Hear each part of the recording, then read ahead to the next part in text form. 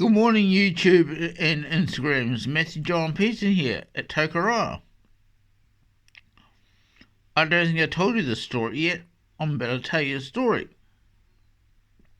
What happened to me in the 1990s at my parents' house.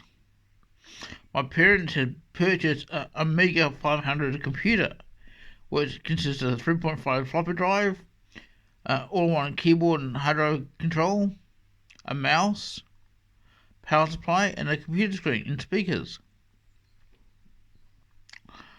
If they wanted the computer, I'd turn on the computer, put the floppy disk in, and load the program.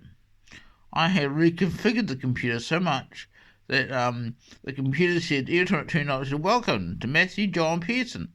But no one knew how I did it. I'm not going to let that secret out.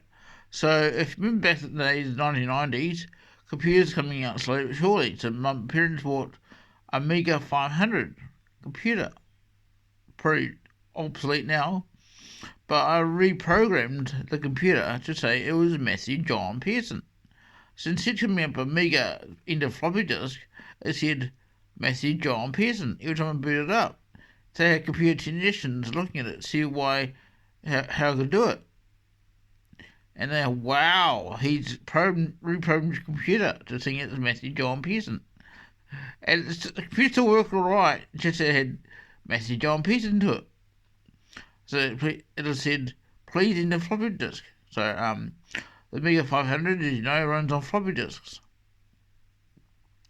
So I reprogrammed the computer. I'm going to tell you how I did it. Once I put the floppy disk in and had loaded the program, I went right and click onto the icon, went rename, took the name out, sorry, and I went Matthew John Pearson, and it went save, and it saved, and when the computer technicians come to look at it at Mum's house, or Mum and Dad's house, they couldn't figure out how I did it. I told them, went right click on the icon, yeah, go rename, and it didn't say that. It said open, explore,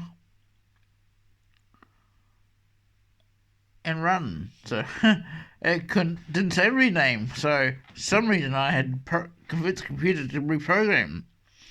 So Amiga 500 that my parents had, I'll just get you more light for you. Amiga 500 that we had as a children growing up was reprogrammed under Matthew John Pearson. And my sister said to the staff, Matthew's quite cleared up and out drunk, he knows what he's talking about.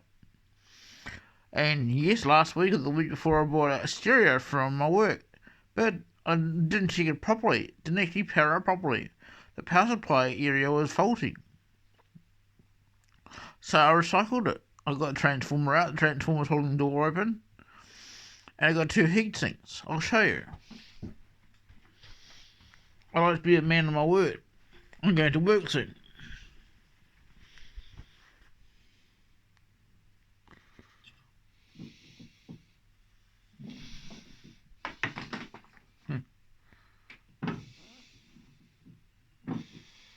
Put that underneath the bench.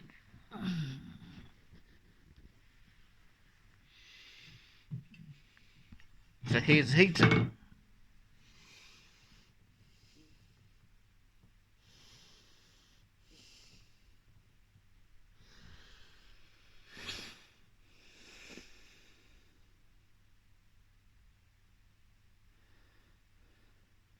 The heat sink.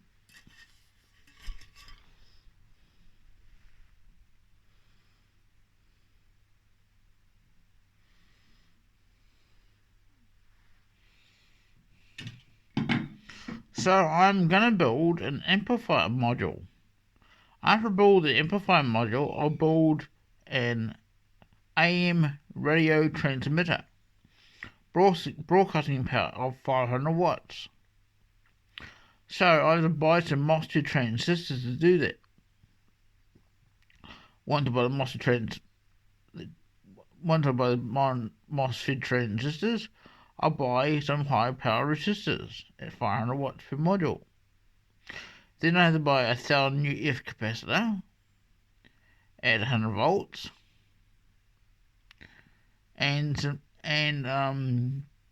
From there, from that circuit, with audio in, RCA, 3.5, 6.5, XLR, and DIN. It'll go to circuit. And from that circuit, it'll go to the AM transmitter circuit. So yeah, what the main story was, I reprogrammed my parents' computer in 1990. I made the Amiga 500 thing that was Master John Pearson. So how's that?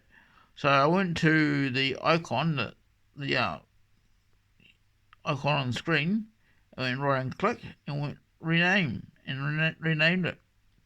Then when I wanted to save it, I went to go right and click save. That's how I reprogrammed my Amiga 500 computer. The power is yours. Thanks for watching. Make sure you like, comment, and subscribe. The power is yours.